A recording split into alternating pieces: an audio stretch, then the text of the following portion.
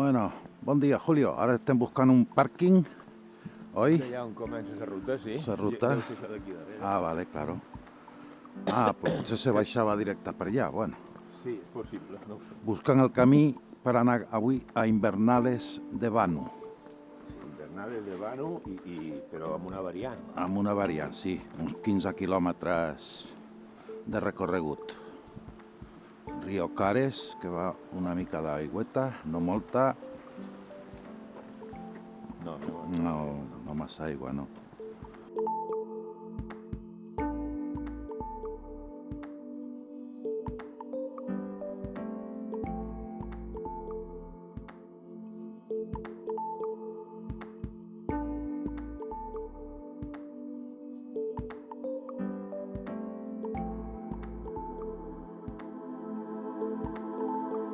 Comencem el dia 2 amb una excursió avui que ens portava cap al sud d'Arenas de Cabrales i passant per Invernales de Banu fins a Busnuevo.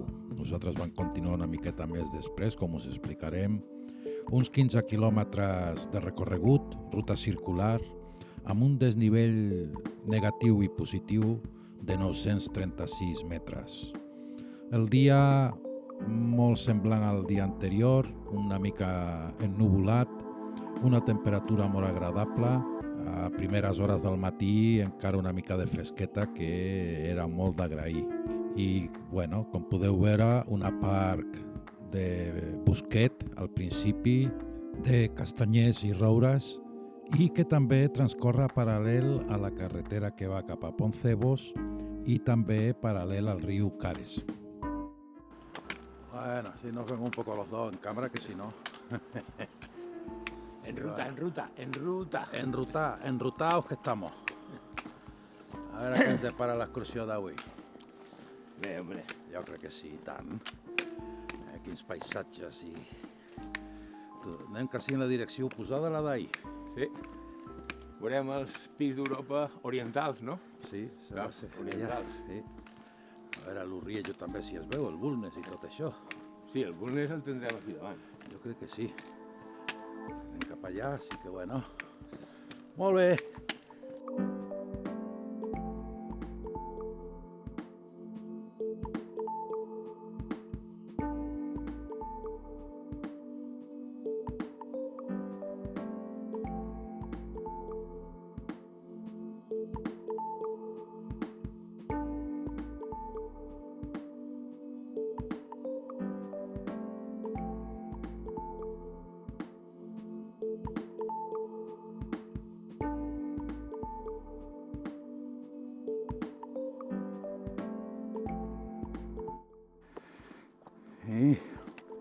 Ja se intueix.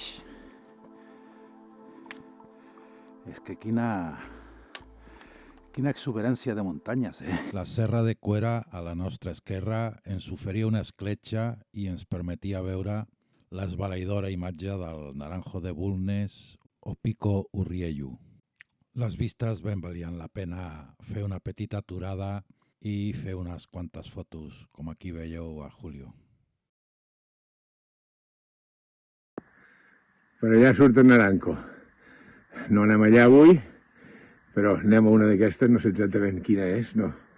Però bueno, estem al principi del camí, de la caminata. És molt prest. Però, joder, aquí estan. Impressionant. No hi ha paraules. El Naranco, ja veieu, una passada. Aquest és un regal de la natura.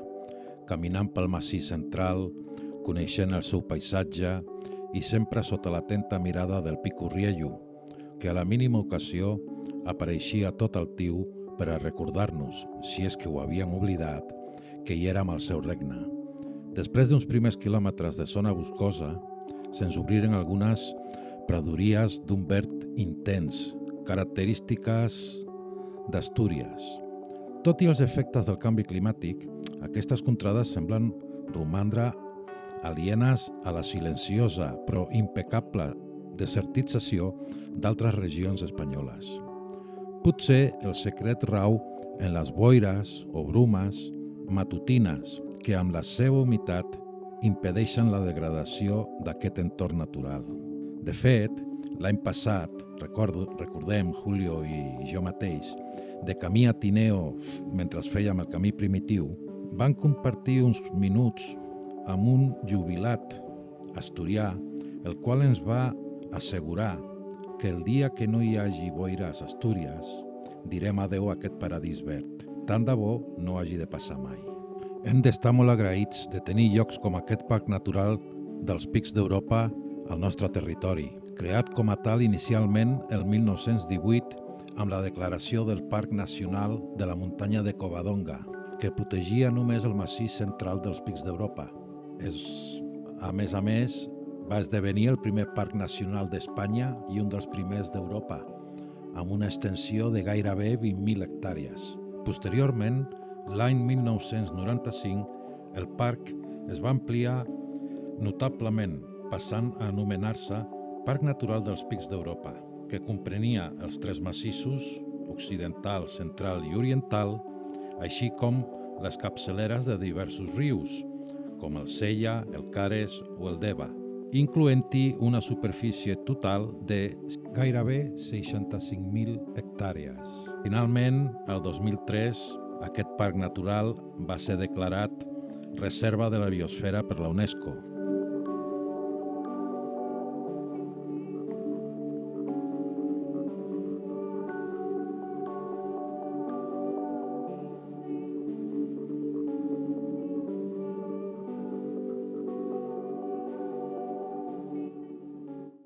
Julio, mira quins nígols ens venen ahí davant. Mira quins nígols.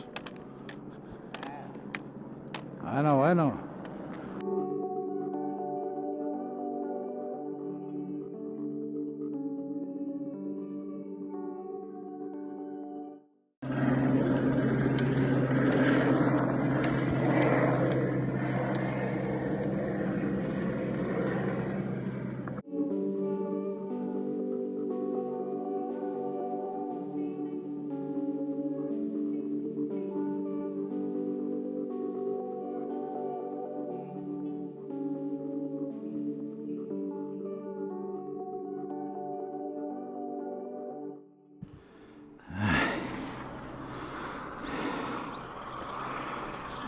Quina puta pujada.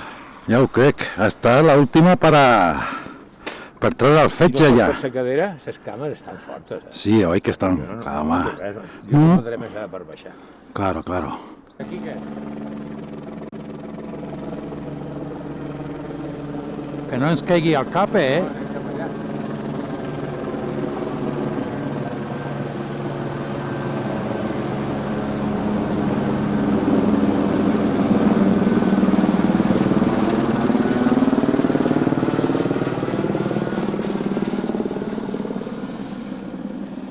Aquí podem veure una mina o bocamina al costat de la qual vam trobar una font que realment ens va venir de perles. Després, reanudant la marxa, vam continuar per lo que es coneix la Collada de Omanes, una zona que està bastant plena de coves i algunes mines antigues.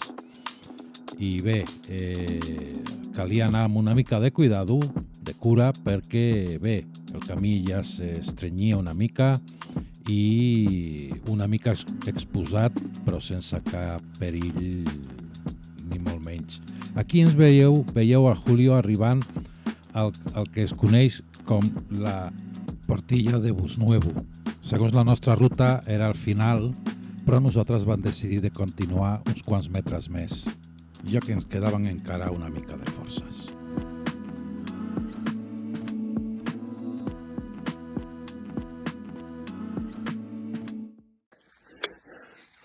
Aquí estem. Els últims. Mireu. Sí. Aquí on estem fent una petita aturada per veure una mica, per hidratar-nos, i ara continuem. Molt maco. Adéu. Ciao. Com podeu veure, un cop passada la Portilla de Busnuevo, el temps ens va canviar bastant radicalment. No va ploure, però aquells nígols dels quals advertia Julio els planaven sobre els nostres caps i bé, amb una mica de fresqueta i tot. Des d'aquest punt, llavors, vam pujar una mica més per un camí poc marcat fins a arribar a un coll amb suficient altura per obtindre una fabulosa panoràmica del massís oriental i una mica del central, suficient per avui. Es podia seguir la ruta fins al Cuetón, o conegut també com Alto la Penya pels de la zona, però avui no tocava.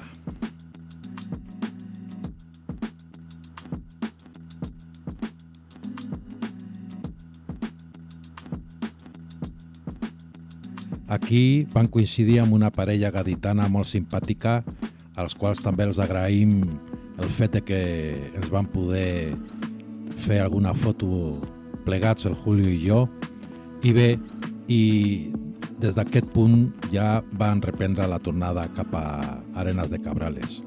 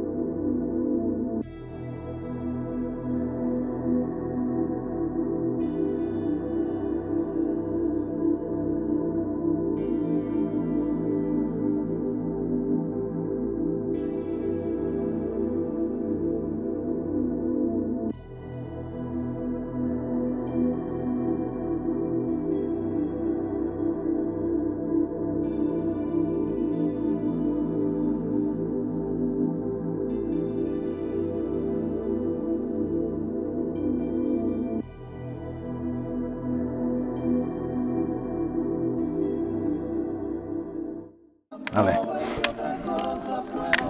Pasarán más de 1000 años, muchos más, y si tengamos la eternidad, pero allá, tal como aquí, la boca llevará sabor a mí.